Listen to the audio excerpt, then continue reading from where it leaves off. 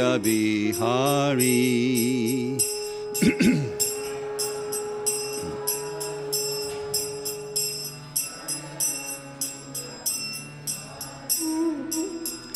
Jaya Radha Madhava, Jaya Kunja Bihari. Jaya Radha Madhava, Jaya Kunja Bihari. Jaya Gopi Jana Vallabha, Jaya Giripadhari, Jaya Giripadhari.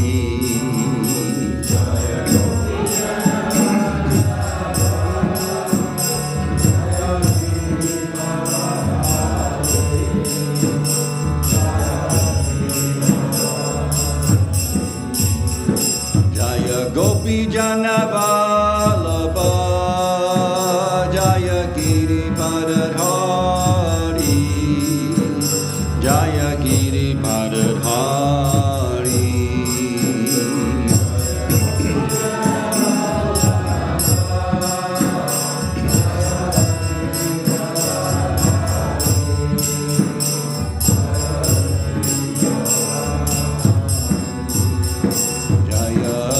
Sodanandana, Jaya Braja Janaranjana.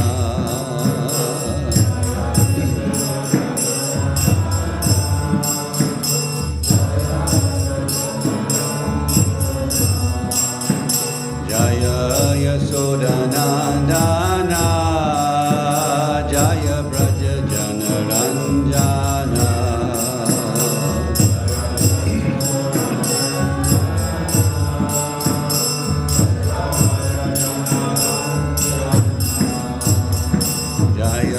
Yamuna Tiravanachari, Jaya Kunja Bihari.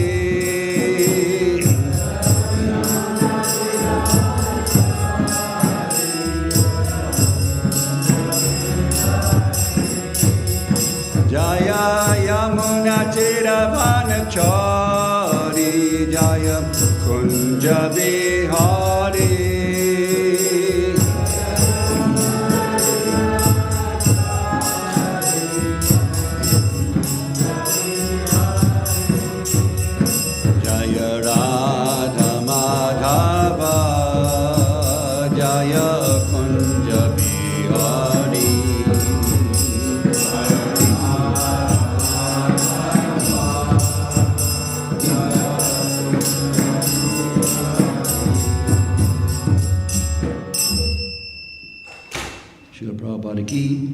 Go Premanandi.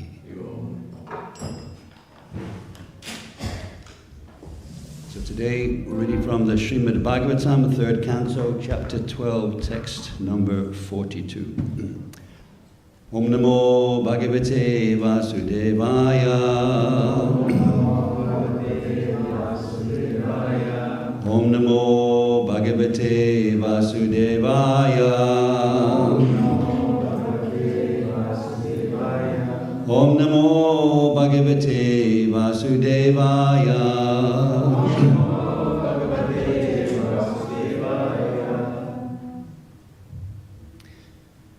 Savitram Prajapatyam Cha Savitram Prajapatyam Cha Brahmam Jata Brihattata Brahmam Jata Brihattata Varta Sanchaya Shalina Varta Sanchaya Shalina Shiloncha iti vaigrihe Shiloncha iti vaigrihe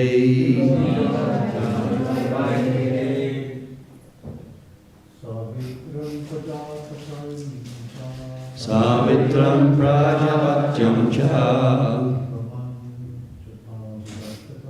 Brahman Jata Prihattata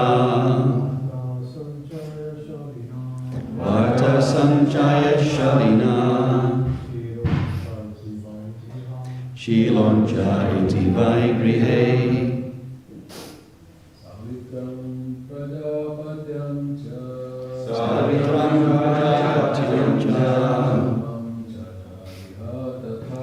Brahman Jata Prihattata Vata Sanchaya Shalina Shiloncha iti Vaigrihe Savitram Prajapatyam Cha Savitram Prajapatyam Cha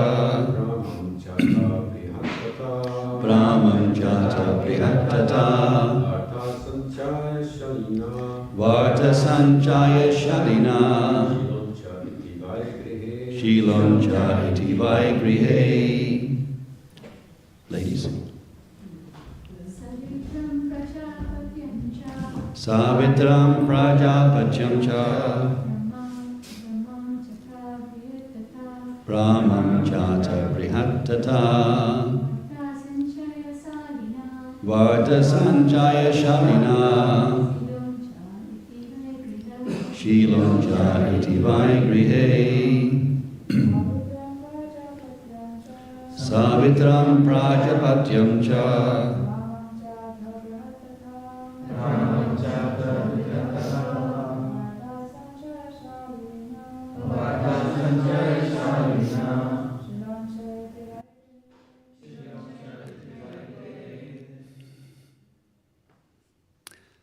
Savitram, the thread ceremony of the twice born. Prajapatyam, to execute the vow for 1 year. Cha, and. Brahmam, acceptance of the Vedas. Cha, and. Ata, also. Brihat, complete abstinence from sex life. Tata, then. Vata, vocation in terms of Vedic sanction. Sanchaya, professional duty. Shalina, livelihood without asking anyone for cooperation. Shila Onchaha, picking up rejected grains. Iti, thus. Vai, even though. Grihe, in household life. Translation. Then the thread ceremony for the twice-born was inaugurated, as were the rules to be followed for at least 1 year after acceptance of the Vedas, rules for observing complete abstinence from sex life, vocations in terms of Vedic injunctions, various professional duties in household life, and the method of maintaining a livelihood without anyone's cooperation by picking up rejected grains. Purport by Srila Prabhupada. During student life, the brahmacharis were given full instructions about the importance of the human form of life. Thus, the basic education was designed to encourage the student in becoming free from family encumbrances. Only students unable to accept such a vow in life were allowed to go home and marry a suitable wife. Otherwise, the student would remain a permanent brahmachari, observing complete abstinence from sex life for his whole life. It all depended on the quality of the student's training. We had the opportunity to meet an avowed brahmachari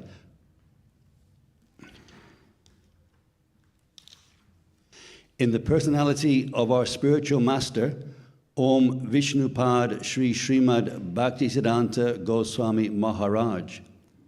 Such a great soul is called a Naishtika Brahmachari. Om Jnana Timirandasya Janan Jana Shalakaya Chakshurul Mitamina Tasmai Shri Gurave Namaha.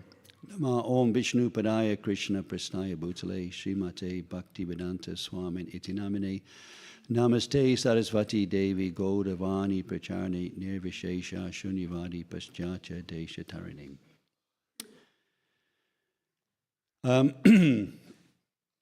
Little tricky preparing for this class.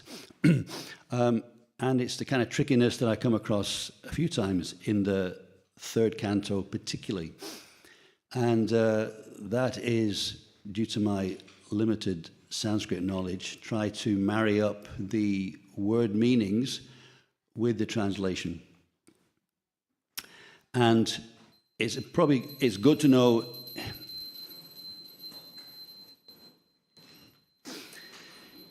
it's good to know, I think, historically why that may be the case, or is the case in certain verses. That when Srila Prabhupada was doing this third canto, he was in effect taking the translations from the Gita Press Śrimad Bhāgavatam. And if indeed you can download that copy and you can see it for yourself, this is a clear word for word, just a copy, cut and paste. So in the Gita pressed version, Bhagavatam, it has the Devanagari text, a number of verses together, and then it gives you a translation of each verse. It doesn't give you a word-for-word connection, how you get there. So it seems that the translator was understanding things in certain context that aren't necessarily clear from the word for word, if I may put it that way. What we do know is that this verse, Savitram, starting from this first half, is about brahmachari. This is a continuation of the explanation of the four social orders. The first half is about brahmachari, second half is about grihasta, life, griha is there clearly. And the next verse we're coming to is about vanaprasthas and sannyasis. So it's a kind of a sequence. So the first part of the verse is talking about brahmacharis. And very significantly, the first thing mentioned there is Savitram, which is the thread ceremony. And this is the Gayatri mantra. So what it's pointing out is that if you want to establish a society, the first thing you have to direct it towards is initiation. And in the Vedic culture, 3/4 of the society would have Gayatri mantra.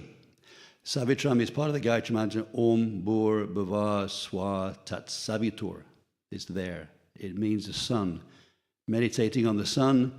The sun is also a reflection of Lord Vishnu. It's described in the 5th canto, chapter 20, text 5. Prabhupada mentions there, or the verse mentions there, that the sun is a reflection of Lord Vishnu. So when you're meditating on the sun, in effect, you're looking at Lord Vishnu, but it's reflection. That's one way of understanding it. So it's kind of quite a direct meditation on the Supreme Lord.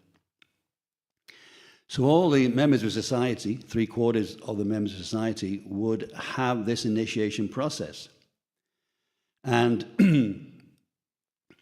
another verse is, this is from the 5th canto, chapter 22, text 4, worship Lord Narayan, who is situated as the sun god.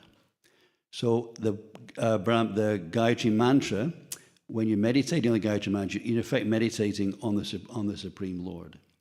You may recall a few days ago, can't remember it was, when Bhanu Swami Maharaj was giving class, he gave a very elaborate historical, contextual explanation of initiation, Gayatri mantra, first initiation, second initiation. It was very elaborate. I won't even attempt to repeat what he said, but very highly recommended class to listen to get the whole context and also the historical context of why we have a division between first initiation and second initiation. But at least in the Vedic system, there was the thread ceremony.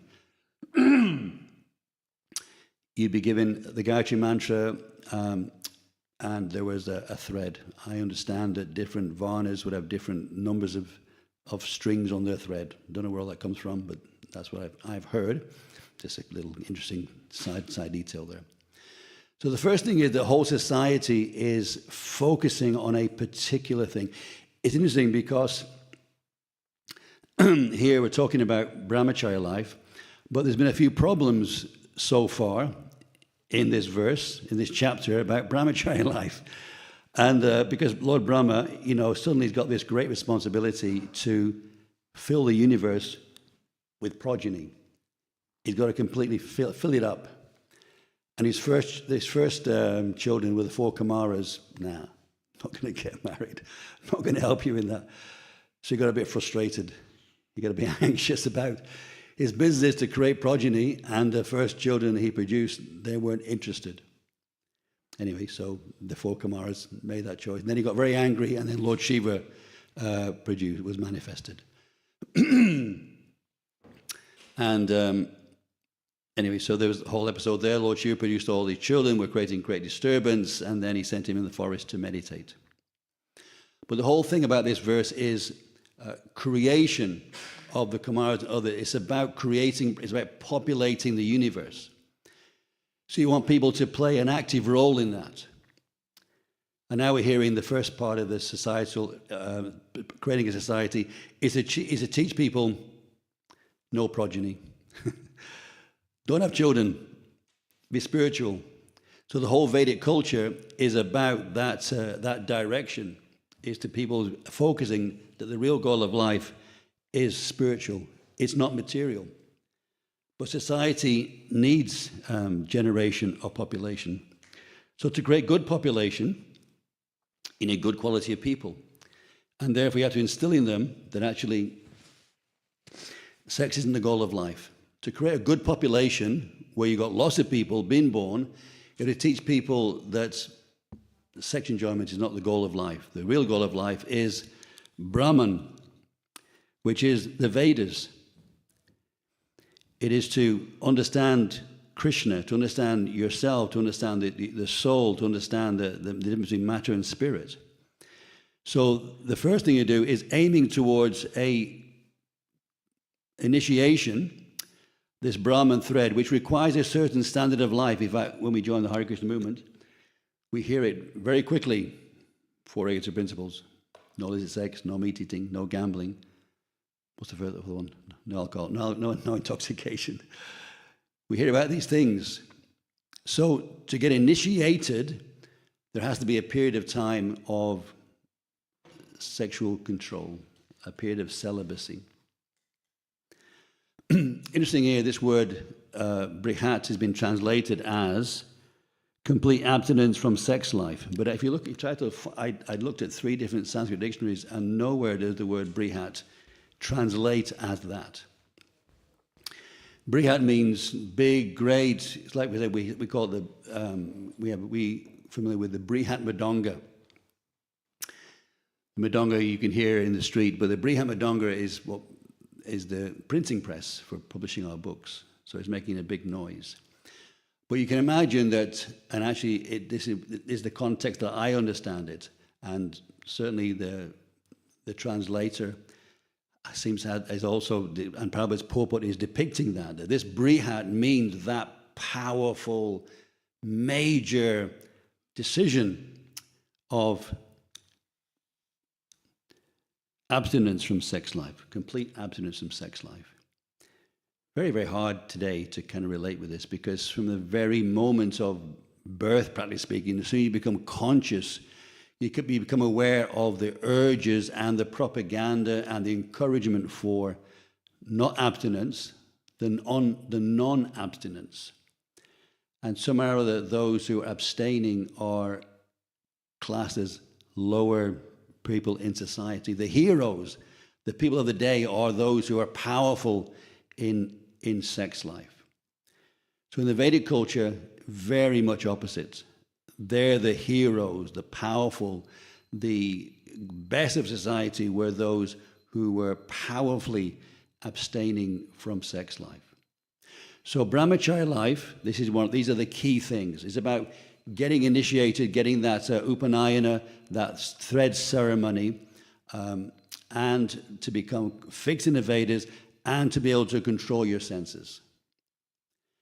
And most of us who spent, when you become an ashram resident or a temple resident, for a certain period of time, you are obliged to be a temple resident to engage in, or not engage in, but to engage in abstinence, to consciously abstain from not just physical action, but also the cultivation of sexual interaction.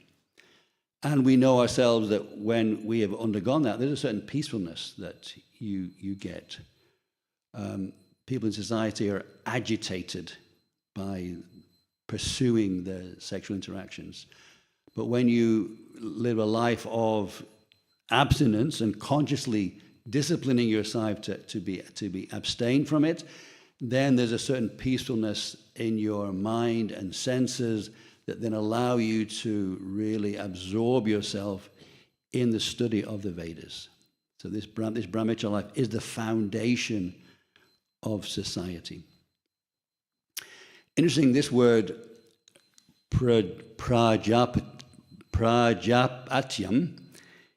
is interesting because here has been, the word for word is to execute the vow for 1 year. Now I think, again, in a kind of ISKCON historical context, I think what happened was, when the translation was there, the Sanskrit editors had to marry it up. Because if you go to the book it was referred to, the Gita Press, Bhāgavatam, you don't find a word for word, you get a translation. So the Sanskrit editors had to combine the two, and that was predominantly by Pradyumna, and maybe others. So he has there's a translation, and how do you marry it up? But if you do, if you're ever going to give a class, I encourage you to look at the Sanskrit words and try to understand what it means, and then you'll see the dilemma sometimes there. Particularly I've noticed it in the third canto. Other cantos, not so much, but certainly I've come across a number of verses that are really quite perplexing in that regard. But it all seems to kind of become clear. This is about brahmacharya life.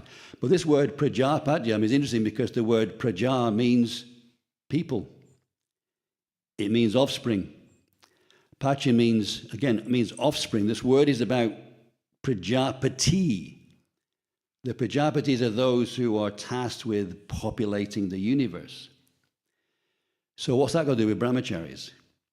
Well, I think it's very relevant in a sense that when you have good quality people being produced in society, they will be able to produce good quality children.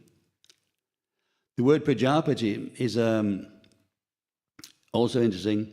Again, it's the contrast here. This is a vow of celibacy taken for 1 year. At the same time, it means the generative energy, the procreative energy.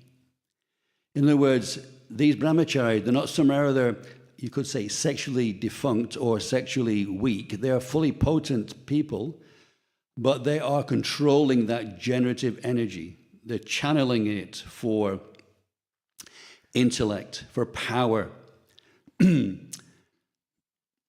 The word Prajapati also means, just two sentences I came across. Father gives the daughter to the bridegroom without receiving any present from him. There was no dowry. Prajapati marriage, who married after the groom's family approached the bride's family. So again, there's something going on there. There's an active endeavor to get somebody married. The father gives a daughter to a family, or the groom's family approaches the bride's family. Two different ways of perceiving it. My wife would tell me, my wife's from a South Indian traditional family in South Africa, and she was recalling this was their system, that the boy's family would go with the boy to the girl's family, and there'd be some kind of, They'd bring the tea out or something, or she would see the boy, and the boy would see her, and then from that they would decide whether there's anything to kind of go on. So there was a very kind of control system there. So this, I take this is what this, for me, this verse means, that it's not a free-for-all situation. It's an organized, orchestrated system, but it's about progeny. It's about generating a good society. I remember another historical concept which you never see anymore, and it was quite extraordinary. There was when I was in the temple here, some of our temple leaders at the time thought it was good. He thought it was their role as a kind of fatherly figure to matchmake. So I recall, I don't know if anybody remembers this, but in a couple of days or something like that, there's like 4 or 5 different couples were paired together. He's a big Sankirtan devotee, she's a big Sankirtan devotee, that'll do. It was a bit like that. I don't know how it was just sounded a bit ad hoc, it seemed. Anyway, in a period of a day or so, there's like 5 different couples suddenly associating to be married, you could say. I think most of them actually stayed together, actually, as I recall. Some didn't work out, but some are still married to this day by that system of kind of organizing. In my case, I didn't just. I kind of came to a point in my life. I was benefiting from brahmacharya for 3 or 4 years. Obviously, I wasn't a brahmacharya before I joined the movement. I joined about when I was 21. But for 3 years or so, I was living in a brahmacharya. And at some point, it was time to get married again. And then someone suggested some possibilities. And then Jaya Chol kicked in and became attached. And I'm married to my wife to this day, many, many years later. Happily married to this day. So this is the system, that you train people in control, initiation, meditating on Krishna every day. Trisandyam Brahma initiation means 3 points a day at each junction of the day. Sandhya means a junction between night and day, between morning and afternoon, between day and night. Those 3 junctions, you do this meditation. So it's about discipline of the mind and thinking about what's really important in life. And it's about studying the Vedas and controlling those urges. So if you put he with she, you get progeny. So society, if you want to create more population, you get people married, and automatically you could say children will come. And then as soon as the children, there's that nice verse, which I like to quote often, Griha Kshetra Sutta Apta Vriter.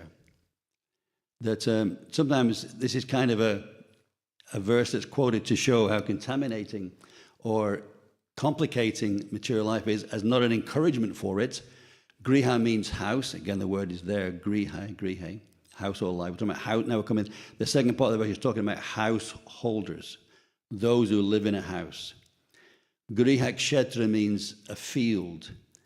So in a more kind of rural setting, then literally means a field. You've got a field of, you grow something, you have something in a field. In our setting, city setting, it means you do something, some activity, some field of activity to create some revenue, some income. Griha Kshetra Sutta, then there's children. So that comes third. House, job, work, then children. Sometimes in society today it's a bit upside down. Griha Kshetra Sutta Apta Vriter. And the next 2 is some kind of social interchange. You have to have some kind of social life. You've got to take your wife places.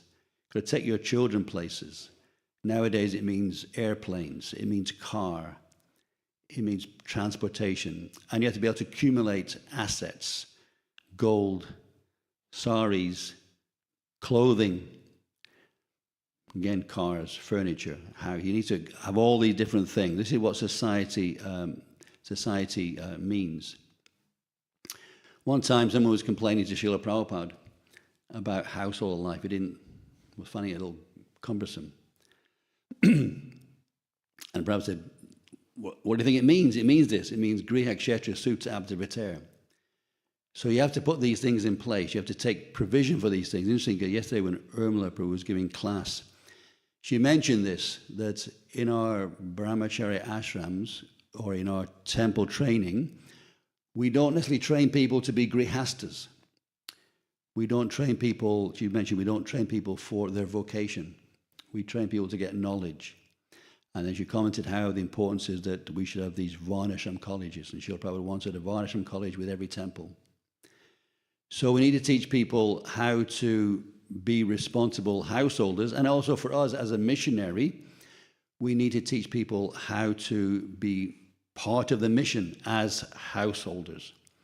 And I think I would repeat more, I think sometimes that's not always there. We're not leaving the ashram period fully equipped of taking responsibility for the mission in a particular way. We have to work it out ourselves. It's not that we're equipped for it. I remember many years ago, I was listening to a radio interview about seminaries, Christian seminaries. And they had a system that they were training a certain number of priests to fit a certain number of congregations, a certain number of churches. So they had a target. We train a certain number of people, and those people go and look after these congregations. So sometimes we don't necessarily currently have that systematic methodological training that people go out ready to run a Namahata, ready to open a temple, ready to look after a congregation, ready to nurture people. People have to find their own way. So here, now we're getting into the householder ashram.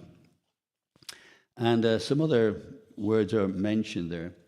I'm going to come to Varta last, but I'll go to the other ones. And it talks about different ways that you basically make a living. It's not making a distinction here.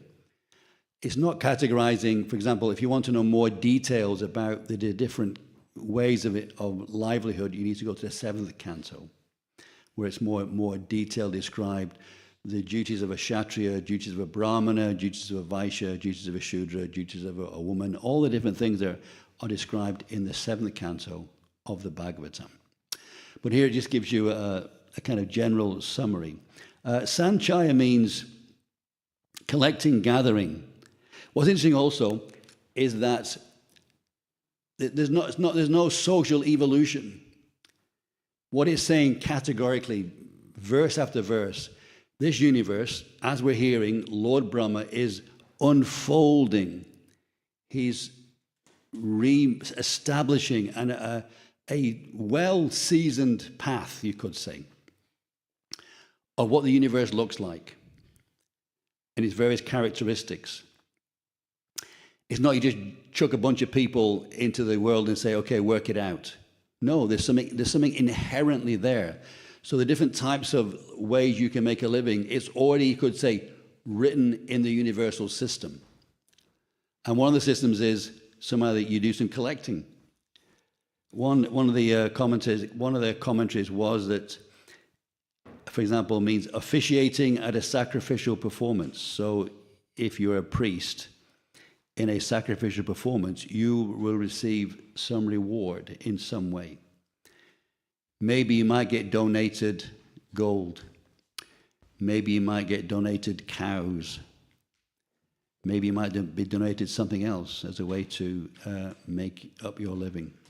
But the word sanchaya means collecting, gathering, accumulation. So I thought, how do we relate with that now? If you were to make your living from gathering and accumulating, what would you do? How would you do that today? Oil paintings. Sell paintings. You're gathering. Sounds more like a trade, though, to me. Because someone's going to paint it, you're buying a painting, you're selling it to someone else. It's interesting. Any other thoughts on it? You've got to live by gathering and collecting. Of course, we might say someone's doing the collections. They're shaking it in. I don't think it means that. There's something more natural that's been described here. And maybe, later, the next verse, we're going to hear about the vanaprasthas.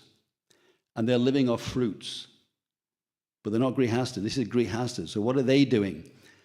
Maybe they're also gathering fruits. What was it? Kultivesha Sridhar, what was he selling? Banana leaves. So he was gathering banana leaves and selling them. But this is a very difficult thing to do. How would you make a living like that? What could you gather that you could sell? Fruit? I'll tell you, if you can go around this whole country and you can gather tons and tons and tons of fruit that nobody wants. So that's one way you may consider doing something like that. Difficult. Most of these things are difficult. Nowadays, people just get a job. In this time, 3/4 of the society were independently financed. They had their own source of income, or one way or the other. And one segment of the society were dependent on the other three for their livelihood. Nowadays, it seems to be flipped the other way. Hardly anyone is independently financed. That's Sanjaya. The next one is Salina. Living on whatever may be got without asking. In the 7th Canto, 11th chapter, where you can find more of these things, it's a livelihood achieved without effort. Taking alms without begging. How would you do that? How would you do that? I thought maybe you're living off your inheritance. Maybe that's what it means. Somewhere out there, you're just there. And I mean, that's pretty difficult. For example, if you want to gather money, you would not sit in the forest. I mean, nowadays you find people sitting on the street corners or in the street. I remember I went to Manchester, and I was quite surprised that every 20 meters there was somebody sitting on the side of the road with a cup. It was almost like this, it's like territory, 20 meters, 20 meters, 20 meters, 20 meters, 20 meters. So they have a system, but they're asking for something. So this is not like that. They're making a provision. I'm sitting in and actually Srila Prabhupada, we recall that when he was living in Vrindavan, for some time, he was doing something like that. He was sitting outside the temple when he was living as a Vanaprastha, and just people would come by and put money in his cup. Very difficult to live like that. But somehow this is what it's talking about. Very, very complex thing. The other one is, next one is Silonsha, which means living on food grains found scattered and gleaned from fields after the harvest or from a grain market. Well, what do they call it? There's a certain name for it now. What do they call it? Where people live out of bins? It's not out of bins, not literally out of bins, but they live off things that are being thrown away. I mean, in one sense, we have our food for all, we have gratitude. They're kind of, one sense, living on, one sense, food grains or food things that people are not using. Nowadays, it'd be very difficult to go into someone's field after they harvested and not find some agitation from the farmer if you start gleaning the grains that get left behind. So very difficult things for us to comprehend with those. So the other one, Varta, which is the first one, is more easy for us to relate with. Varta means the normal things that we are aware of. Krishi Gorakshivaniam Vaishya Karma Sabhavajam. These are things that we're more understand and get our head around. Agriculture, cow protection, trade. Another one is called banking. These are kind of four things that are described there. Again, another problem for us. And the reason why, and I'm going to talk about a little bit because of something that occupies my mind quite a bit, is agriculture. If you wanted to make your living from agriculture, how would you do it and could you do it? In our movement, there are not many people who are living from agriculture. There are many people who are growing things. In fact, there's a very active WhatsApp group where lots of householders, I don't know, maybe 100 or more in this country are interfacing, and they're growing something. They're growing flour, they're growing vegetables, they're growing fruits. But they're not making a living from it. They're making their money from some other means.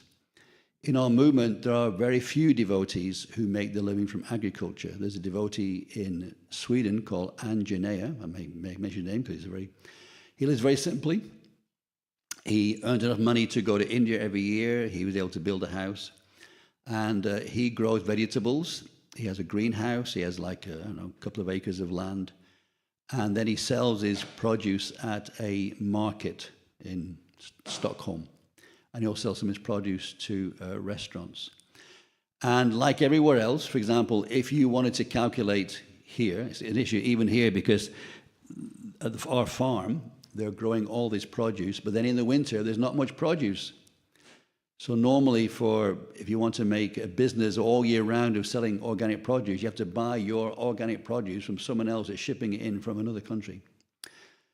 Another devotee who's making a living from agriculture is in Italy, and they make soaps, they make honey products, they make candles, they sell vegetables, they grow grains, they sell flour and bread, a whole spectrum of things. And again, they have a market stall. So it is possible, but you can see it doesn't capture most people's attention. There's a lot of hard work going into it. It's much easier nowadays for people just to get a job, work for someone, get a salary, but it feels different. When you work for yourself, there's a strength.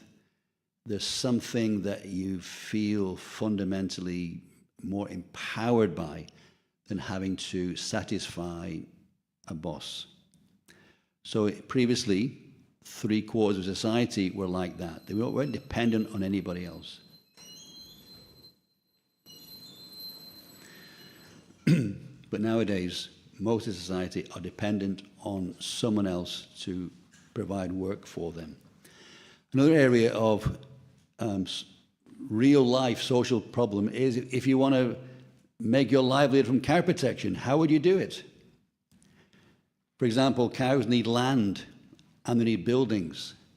An acre of land further afield, you might pay £10,000 an acre. If you're going to buy it around here, you're going to pay £20,000 an acre. Each cow, self-sufficiently, needs 2.5 acres. So it's £25,000 to £50,000 an acre for one cow. That's a lot of money. And therefore, I mean, there are jobs, if I may use the word, for cow protectors. There are some goshalas that need cow protection. For example, in Sweden, right now, little advertisement, they're looking for a goshala manager to assist their goshala in Sweden. Here at the manor, there's a number of devotees employed to help with the cows. They milk the cows, they work the bulls, they do administration, they take care of the guests, they look after the volunteers.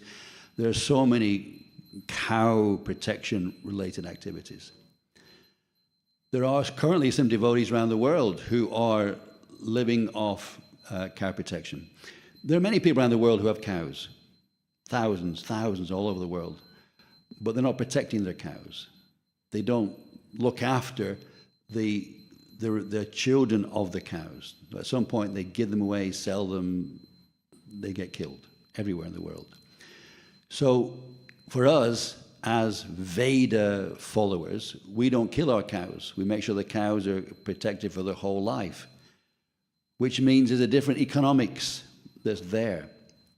So there are some devotees who do it, but it's unsure what will happen in the future. And the reason is because of succession.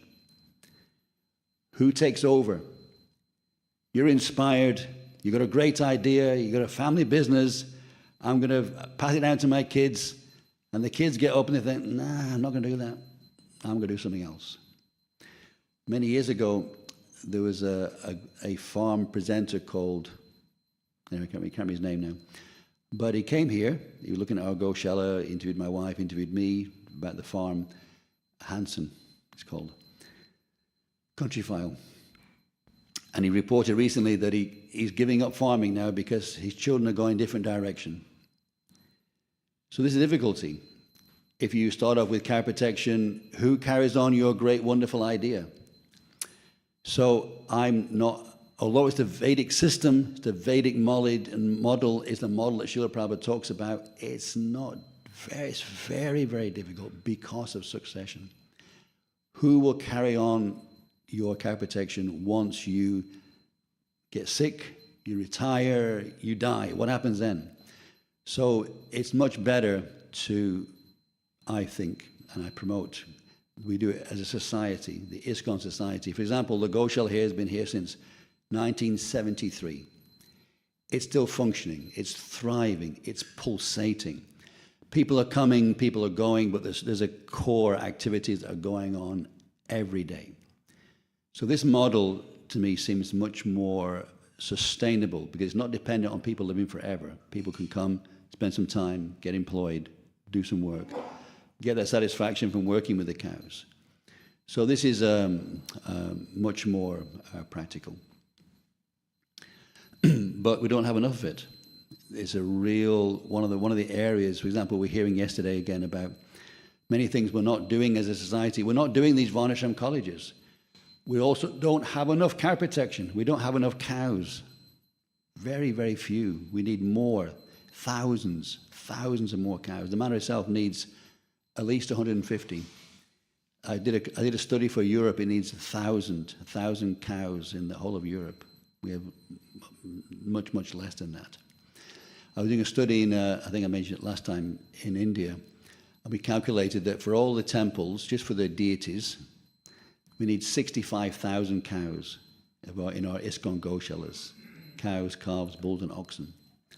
We have 3,000. No one's talking about it. No one's talking about integrating, scaling up cow protection to the level that we need. So these are challenges. These are challenges to re-establish these things. Trading, like in our movement, we hear about book distribution. We can live by book distribution, but actually very hard. When I was doing book distribution, I think I would make 70 quid a day. You can't earn 70 quid a day and pay for your books and pay for your transport and have a happy wife. Not really possible. You need at least, I don't know, £25,000 a year to be a poor man in this country. It's going to cost you £1,000 a month for your house and another £1,000 to fill it up and feed it and have a car. £2,000 a month, or £24,000 to be a poor man. And that's after expenses, after taxes. So, to make that amount of money to provide for your family, very, very hard to do it by book distribution, and therefore we don't have many book distributors. We do have some, and they're very powerful. Whereas the average or below average, which I'm in the category, couldn't do it. I wish I could, but it just wasn't my ability, but some are doing it. So these things are there. But if you can make a living by your own business, you will find greater happiness. You'll feel more fulfillment because you're not dependent on the mercy of other people. So this is here we're now talking about the brahmachari life, we talk about grihastha life, and then tomorrow we're going to talk about vanaprastha and sannyas. So any thoughts, comments, contributions?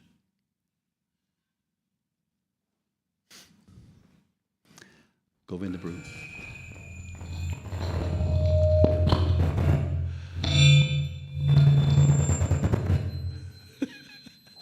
Some sound effects.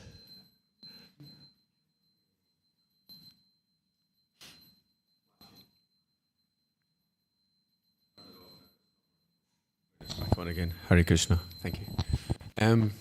Thank you for the class and you're analysing word for word, etc. I'm wondering, it seems to me, I'm just joining the dots here. If you look at this verse and then the next verse, so within the Varnashram system, you've got 4 types of brahmachari, 4 types of, at least you have 4 types of vanaprastha, 4 types of sannyas, and these are all mentioned in these verses. And I'm assuming that the second half of today's verse is the 4 types of grihasthas. I know, for example, if you look in the Krishna book, I think it's described in Krishna book, that the Savitra is someone who's celibate for 3 days, and then the Prajapatya is someone who makes a vow to be celibate for a whole year. The next one is, I think it's called the Brahma Brahmachari, who does it until, or the Prajapatya, no, that's the other one, celibate for the duration of his study. Final Brahmachari, which is But I think in this particular, it's the Brihat, which means great. The great brahmachari is someone who's lifelong brahmachari, like, for example, Bhaktisinoda Saraswati. And I'm also noticing that when you look at this, the sannyas categories and the vanaprastha categories, they seem to be progressing, one's higher than the other. So I'm wondering if these two verses are given the four subdivisions of the four ashrams, and then they're progressively higher. I'm wondering if that's the case, because but I don't see any progression with the grihastha. Maybe it's a case of varta, meaning you do business, but more announced as just to pick up the grains, and so it's kind of like, I think there's a progression in all these four subdivisions of the four ashrams. Just thinking, I'm not sure. But it's not very clearly delineated in this particular chapter. I like what you said. No, thank you. Thank you very much. Another thing that came to mind is that sometimes, again, although I'm struggling with the word-for-word translations, as you described it, some things are just known and they have different terminologies. For example, you don't find the word bullock in the Sanskrit. Yeah. You don't find the word castrated bull in Sanskrit. You get bull, calves, cows. But those who work with cows know you have to have bullocks. You have to have castrated bulls because it's not dangerous. So similarly, for the scholars of the Vedas, they would see those words in different ways. Even though the Sanskrit dictionary hasn't picked it up, they understand it in different ways. So thank you for that illumination. Any other things anyone to share? Any questions?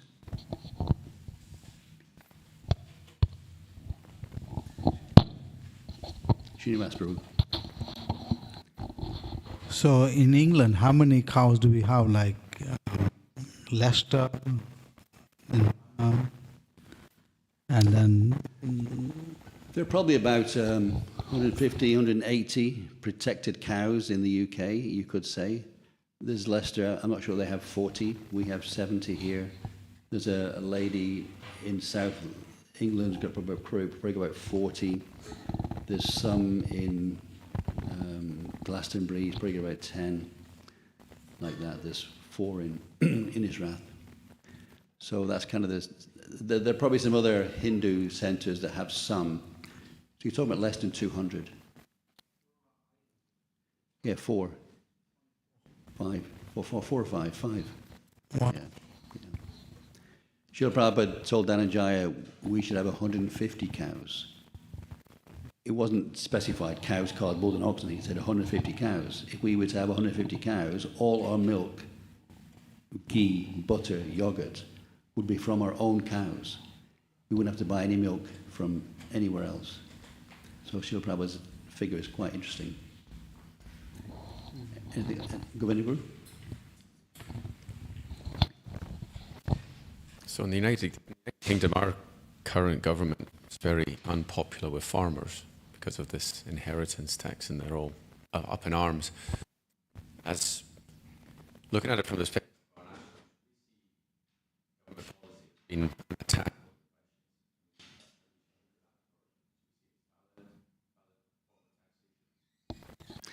Well, it's interesting that, I mean, in our, what we're seeing here is that good government, Lord Brahma, he's creating this system. He's creating a way that Vaishyas can flourish.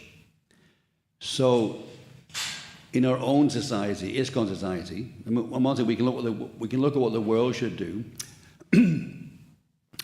We're not giving enough attention to this ourselves. We're not enabling devotees to flourish in this realm of farming either. It's not central attention. Building temples is very prominent. Giving out books is very prominent. Being an agriculturalist is not very prominent. No one's getting any prizes for being a good agriculturalist. But it could flip very quickly. Our movement could prioritize it, and then suddenly it become very prestigious, and it would turn things around. Because there's no shortage of resources. Realistically, whenever people attempt to establish farms, money flows in like a river. But they don't milk it. People are not milking it as well as they could. And so it's just a question of focus. So what we can get from it is our leaders, amongst all the other things they're looking at, this is also important. Lord Brahma's giving, some verses here on its importance. So yeah, if the government, they have their own reasons, but it's not based on It's not based on initiation. It's not based on the Vedas. It's not based on celibacy, and therefore they don't really care about things. Yeah, but we should care. We should try to establish a society where we're eating the best food. I mean, have you seen the crops they grow here? They get spinach. It's like this. It's just full of nutrients. It's full of prana. It's the best of food. We want to eat healthy, home-produced food. Let me just say thing. Okay, anything final?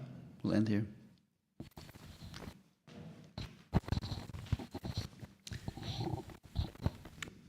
Hare Krishna. I was just wondering what we can take away from this class, because it seemed like mostly you were saying that the methods described in this verse are highly impractical or not very understandable.